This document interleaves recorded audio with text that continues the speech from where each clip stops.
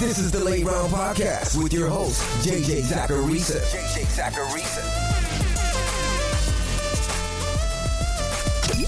What's up, everyone? It's JJ Zacharisa, and this is episode 986 of the Late Round Fantasy Football Podcast. Thanks for tuning in. It's finally NFL Draft Week. Finally. We made it.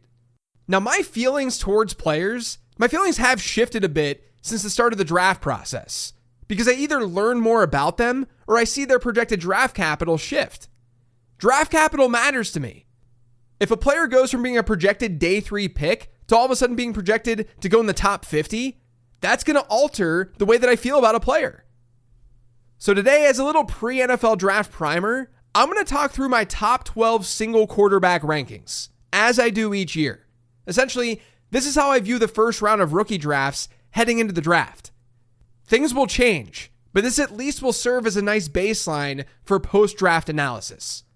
Now, before we get to the rankings, as you clearly know by now, the NFL draft is happening this week, which means there's not that much time left to get the pre-draft version of the late round prospect guide. The guide's 160 pages of nerdy prospect information. You get to know what goes into my prospect and year 2 models.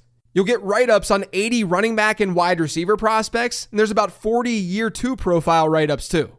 There's rankings, there's tiers, there's so much more. If you get the pre-draft version of the guide, so if you order before the NFL draft is over, you'll get the post-draft version as well. That gets published on the final day of the NFL draft. You just have to give me some time to get it all ready to go. In that post-draft version, you'll have new write-ups for relevant players, you get tight end zap scores, you get updated rankings, and more.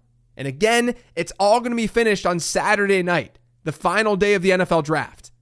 That way, you'll immediately be set to dominate your rookie drafts.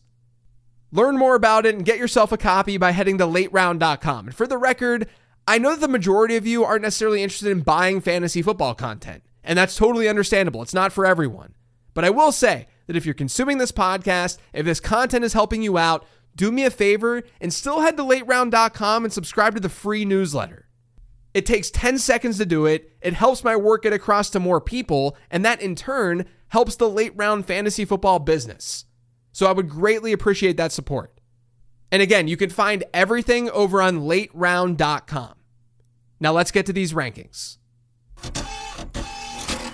Not much needs to be said about Ashton Genty, who's my 101 in every rookie draft format. He's a stud. Now, I answered a mailbag question a couple of weeks ago about how I could possibly feel this way when Genty didn't do any athletic testing. We don't even know what his 40 time is. And my response to that is that it doesn't really matter.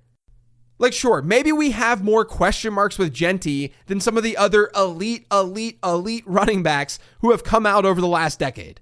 But as I said on that episode, and I'll say it again now, Genty only has something to lose by testing. He's projected to get really great draft capital in this year's draft. He's going to be drafted on Thursday. There's no need to mess with that. And athletic testing doesn't matter that much at running back in the ZAP model. Genty has a breakout score of 94. Breakout score is a metric that I use at both running back and wide receiver that measures age and strength of schedule adjusted receiving yards per team pass attempt. So it's a receiving metric. People have said, but his receiving profile isn't very strong. And I would disagree strongly with that. Yes, he didn't have a lot of work last year as a receiver, but 2 years ago, Genty had 43 catches in 12 games. That led to a prorated reception share that was 6th best in the entire ZAP model database. That dates back to 2011. First round running backs have amazing hit rates. And when that draft capital is in the top half of the first round, it's even better. Since 2011, every single running back drafted in the top 16 of the NFL draft has given fantasy managers at least one season of about 17 PPR points per game. That's an RB1 season. Trent Richardson is even on that list. And I said almost 17 PPR points because Trent Richardson had 16.98. That was his top year. And get this, of the 9 running backs with that kind of draft capital, 6 of them had 20 or more PPR points per game in one of their first 3 years in the league. Don't overthink things with Ashton Genty. He's got unbelievable odds of becoming a fantasy football star. Now, I do think it's possible that the 102 changes post-draft, even in single quarterback leagues. In Superflex, maybe you want to go Cam Ward, but I think in every format, the 102 is Amarian Hampton, at least right now. But post-draft, what if TreVeyon Henderson gets better than expected draft capital? And honestly, could you blame someone for reaching for Travis Hunter if he falls to a team expected to use him at wide receiver? But Hampton's my pick right now because the things that are predictive for fantasy purposes, he's got them. The size is there. He's 221 pounds, and he's no stranger to a big workload. The speed is there. When you look at his speed score, which is weight-adjusted 40 time, it's borderline elite. Now, pass catching is a concern for some, and while I don't think he's likely going to be one of the best pass-catching backs in the league, I don't see analytical concerns or analytical red flags. His top season in reception share was actually one of the best in the class, and his breakout score, it's at least a good bit above average. Now, from a modeling and numbers-driven perspective, draft capital is going to just take the wheel here. Hampton's looking like a first-round pick according to NFL Mock Draft Database, and he'll likely be a back-half first-rounder. Those guys don't have the same type of hit rates as front-half first-rounders, but the hit rates are still really good, especially if you include some of the early second-round picks in that cluster.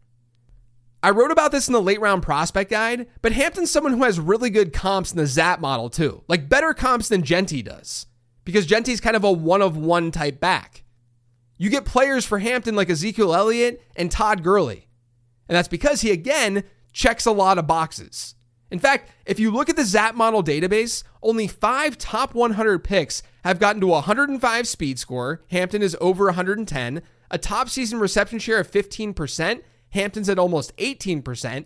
And a best season total yards per team play rate above 2 yards. Hampton is at 2.48 yards. So he's well above all of these thresholds.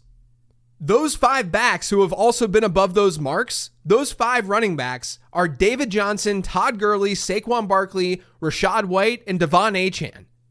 There should be some safety with a Hampton selection as long as he goes in round 1. But unlike Genty, I do think this positioning is subject to change post-draft. Ted McMillan may end up as a ZAP model's wide receiver 1 post-draft, but that's not a lock. If Luther Burton gets round 1 draft capital, he has a shot. If Travis Hunter ends up going to, say, Cleveland, he'll have a shot. But right now, I think McMillan's the safest player to put in the 3 slot. Now, I said it before on the show, but the comparison to Drake London that McMillan often gets, I'm not totally there. I think London was a better prospect, and the model does as well. It's not super far off, but I think McMillan fits a little bit better with like a Cortland Sutton type player, which is still quite good for sort of a median outcome. McMillan's breakout score is admittedly just average compared to other first-round wide receivers since 2011. It's at 83. We usually see good first-round wide receivers above the 90 mark. With that being said, we have multiple seasons of great production from Ted McMillan. He can play all over the formation, and he's one of the few true potential X receivers in this class. He's going to more than likely fall into the elite producer category in the ZAP model, and that's where we see tons and tons of stud wideouts. Maybe he goes down the path of like a Mike Williams, which is one of his statistical comps, but I think we'll at least see a solid Cortland Sutton-like career where he can be like a wide receiver 2 in a decent situation. And then if the ceiling hits, maybe that's when you get a Drake London. Next on this pre-draft rankings list is TreVeyon Henderson. This may be a little bit of a surprise, maybe, but he grades out as the 3rd best back in the ZAP model, and there seems to be more and more steam that he could go in round 1. I actually think there's a possibility that he goes to Denver. He'd fit Sean Payton's offense beautifully. He'd immediately be able to cash out on his receiving ability. And that's why you like TreVeyon Henderson. He didn't have an elite best season reception share in college. It was just under 10%, but his 86.4 breakout score was 7th best in the class. And remember, breakout score is driven by receiving yards, even at running back. It's receiving yards per team pass attempt. And Henderson played on Ohio State teams with stud after stud after stud at wide receiver. As a freshman, he ran the ball 183 times for 1,248 yards. But what's more impressive is that he caught 27 passes for another 312. And that was on a team with Jackson Smith-Njigba, Garrett Wilson, Chris Olave, Marvin Harrison Jr., and Emeka Ibuka. And that Buckeyes team still decided to feed TreVeyon Henderson as a pass catcher. Because his breakout score is so strong, it makes up for his lower reception share a bit. When you look at running backs who had a breakout score above 80 in the ZAP model and a best season reception share below 10%, you get David Wilson, Bryce Love, Josh Jacobs, Nick Chubb, and Kenneth Walker. It's a rare thing to have happen because receiving yards are generally going to correlate to receptions. But considering that type of hit rate and the draft capital associated with those players, it makes me feel pretty freaking good about TreVeyon Henderson. Now, analytically, Henderson comps really favorably to James Cook in the ZAP model. But I think there's more to Henderson than what we had with Cook coming out. Like I said, he's super explosive, he played at a big program, he shared a backfield with some really good running backs, and he competed with strong receivers too. Overall, it's a profile that should work in today's game, even if he is slightly undersized. Okay, this is where right now I'm going to go with Travis Hunter.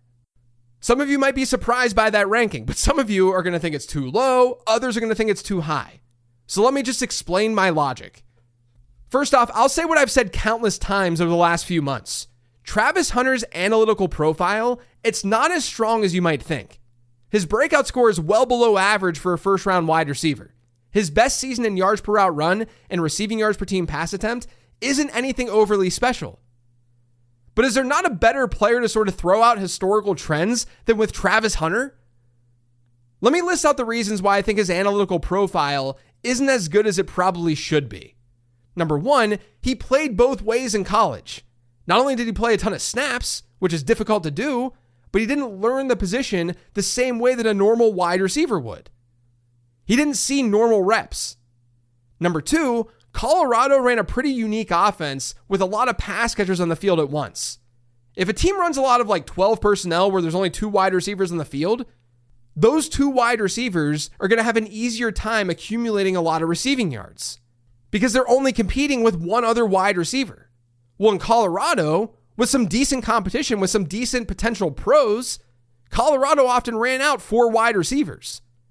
That's going to lower a player's yards per route run rate because there's naturally more competition and tougher competition for those targets. Now, that doesn't take away the predictability of some of those metrics. It's just recognizing that Travis Hunter was put in a situation that wasn't exactly normal, on top of being a player who wasn't exactly normal. And then there's number 3, draft capital. Draft capital can rule all of this. If he goes top 3, which looks like he will, that alone is pretty telling. And it's going to override some of the worst marks within the ZAP model. So while I'm probably not on the same level with Hunter as some, I don't think this is a case where he's as good analytically as Malik Neighbors was last year. I'm totally fine with saying that this is a very unique circumstance. Because it is a unique circumstance, objectively. I mean, we don't even know how much wide receiver he's going to actually play because he's so good on the defensive side of the ball as well. And that's my next point. How much wide receiver is he going to play? Part of the reason I'm ranking him higher than I did 2 weeks ago is because that narrative seems to be shifting. There was a tweet from Lance Zierlein last week that said, while early in the process I was hearing from more teams who saw Travis Hunter as a cornerback first, that is evening out with coaches who see him as a wide receiver first. The thought is that he would take less punishment as a wide receiver, no run support, and that he could play defensive back on some third downs. Pre-draft, and I'm stressing pre-draft, there are a lot more question marks from a draft capital perspective with the players lower on this list. And for a player who isn't, like Matthew Golden, there are more production concerns than I have for Hunter. So this feels like the right spot for him. He's a generational talent because he's a unicorn. Now, I don't know if he's a generational wide receiver because we do have incomplete information, at least in my eyes. But I'm willing to shoot for upside, I'm willing to buy into draft capital a bit, and I'm willing to hope that the team who drafts him is just going to deploy him as a wide receiver. And if it's a team like Cleveland, my bet is that they do. Now, I'm a little bit worried about Luther Burden's draft capital. That's a main reason that he's falling in my rankings a little bit, but I've got him right here at 106.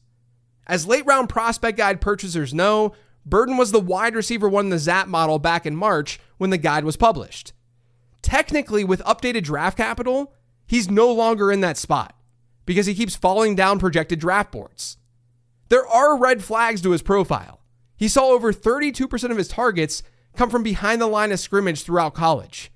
When looking at top 100 picks since 2011 who are at 30% or above within that stat, you get bust after bust after bust after bust.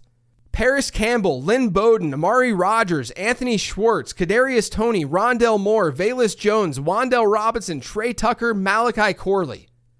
I mean, is there a worse group of wide receivers drafted in the top 100 than that group that I just named? That is frightening. Now open that threshold to 28% instead of 30%, and Brandon Ayuk and Calvin Ridley, they join the group. So you start to get more hits. But the way Missouri used Luther Burton should at least make us widen his range of outcomes as he moves to the NFL. He was used a lot in the slot, and he was used in gadgety ways. That's frightening when looking at how he might project at the next level. With that being said, going back to the 10 wideouts who had high behind the line of scrimmage target rates and high screen rates, Burton's breakout score of 96.3 is most similar to just two of them. That's Rondell Moore and Wan'Dale Robinson. But Burton's a whole lot bigger than both of those players. Size has been a detriment for both Moore and Robinson in the NFL. And Moore also played a lot more in the slot in college than Robinson and Burton. And he didn't see nearly as many deep targets. That's why I keep going back to that usage comparison of Wan'Dale Robinson when I'm talking about Burton. Because their usage and even production to some degree, it was really, really similar. But Burton has a bigger frame, and that could go a very long way because it allows him to have more of those DJ Moore, Brandon Ayuk comparisons. That didn't exist for a player like Wan'Dale Robinson. Now, I've also added mock draft data to the model as I talked about on episode 977. And Wan'Dale Robinson was one of the biggest reaches that we've seen at wide receiver since 2011. That's going to likely not happen with Burton unless a team gets him in like the middle of the first round or something. But if that ends up happening, then we're talking about Burton being a first-round wide receiver. So that shifts this conversation completely. Basically, what I'm getting at here is I think Burton's a pretty unique prospect. His high was truly a great high, arguably the best in the class. His sophomore year age-adjusted production was insane. But he did it with usage that doesn't always translate to the NFL. But as I talked about with Matt Harmon last week, and as I talked about with Matt Waldman the week before that, we all see a path for there being a ceiling for Burton.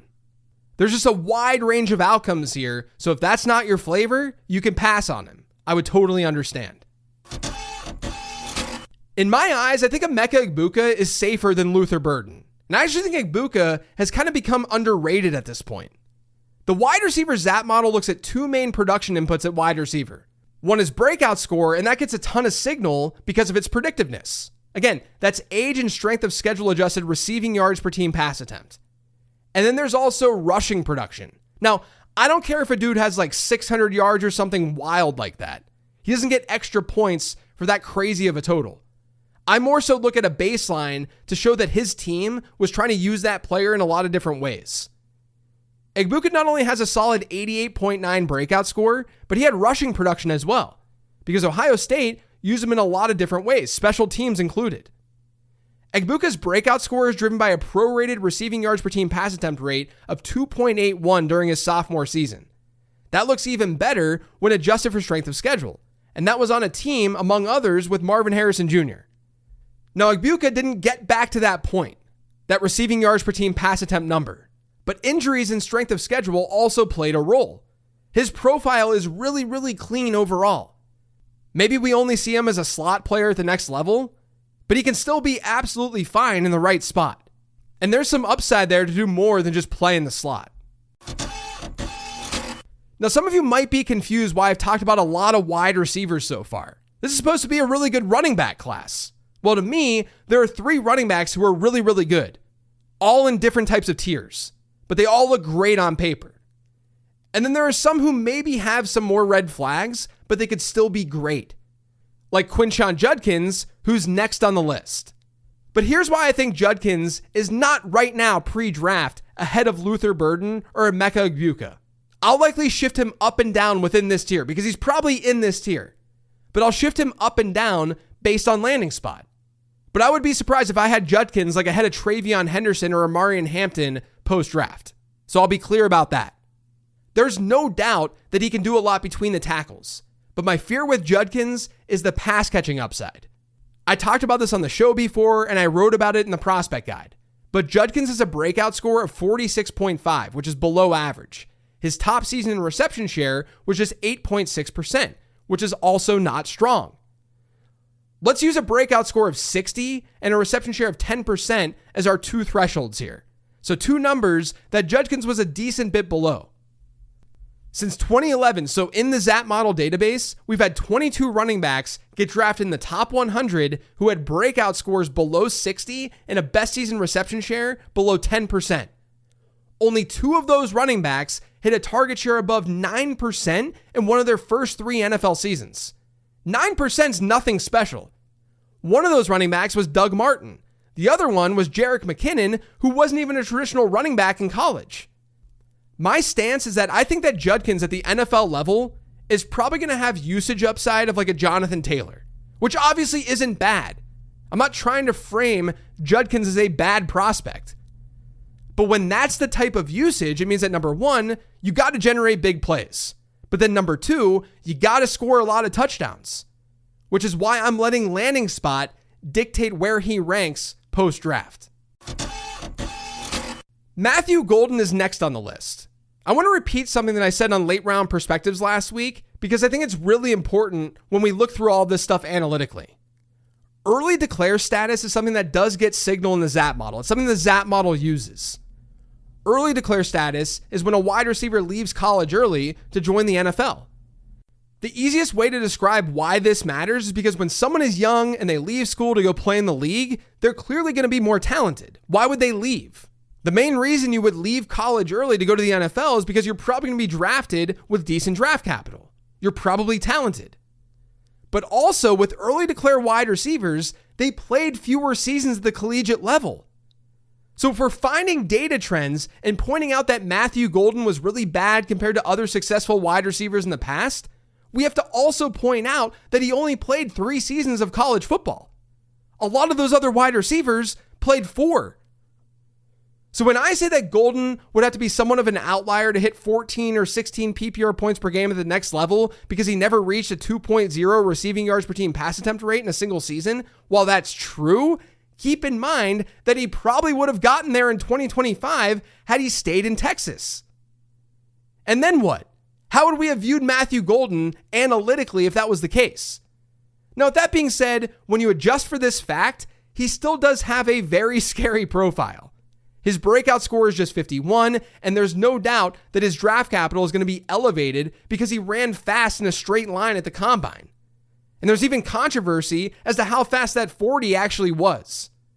Now, draft capital is going to keep Golden afloat for me. And I think this is where the ZAP model can be really, really helpful. It makes sure that I'm not getting too carried away with these analytical red flags. Not only that, but Ladd McConkey is his top comp in the ZAP model. But just don't get me wrong. There are a lot of question marks with Matthew Golden, who really only saw consistent elite production at the tail end of his junior year. That is very, very scary. Caleb Johnson could easily go up in the rankings post-draft, but I'm not exactly sure how the NFL currently feels about him. Big boards on NFL mock draft database have historically done a pretty good job from a predicted draft capital standpoint. And Johnson has had a net fall in the big board during the draft process. It hasn't been severe, but it's been by like 10 or so spots. I guess what I'm saying is, when it comes to Johnson versus someone like Judkins, there seems to be way more people in on Judkins. And I'm assuming that draft capital is probably going to follow. They're in the same tier for me right now, but I'm using that as a differentiator. Meanwhile, between those two running backs, Johnson and Judkins, I think Johnson is the better prospect analytically. At least the ZAP model does. Yes, there may be some long speed concerns, and he didn't totally squash those concerns with a 4.57 40 at the combine. With that being said, he still had a 102.7 speed score because the dude is 224 pounds. He's just not looked at as overly explosive compared to the rest of the draft class because the rest of the draft class is very good and athletic. And we've had lots of hits and misses from running backs with Johnson's size speed profile. On one hand, among players drafted in the top 100 since 2011 who were 220 plus pounds with a 4.55 40 or slower, you get hits like Le'Veon Bell and David Montgomery. But there are some pretty uninspiring players in there too, like Daniel Thomas, Mikel LaShore, and Zach Moss. No, I think Johnson is capable of being a 3-down back. His receiving profile actually isn't that bad when you give it the context that it needs. He played in a very run-heavy Iowa offense. In fact, his breakout score is 75.8. I don't think he's going to be a plus as a receiver, but I don't think it's a red flag the same way that it's a red flag for Quinnon Judkins. Draft capital, once again, is going to go a long way here. He's not a back that will seamlessly fit in every scheme, though he's someone who can definitely play all 3 downs. You've now heard my pre-draft top 10. Rather than give you just 2 names to round this thing out, I thought I'd talk about this next grouping with more than 2 names because I think there's kind of a tier break happening after Caleb Johnson. This is where right now in non-tight end premium leagues, you can definitely start to think about Tyler Warren or Colston Loveland.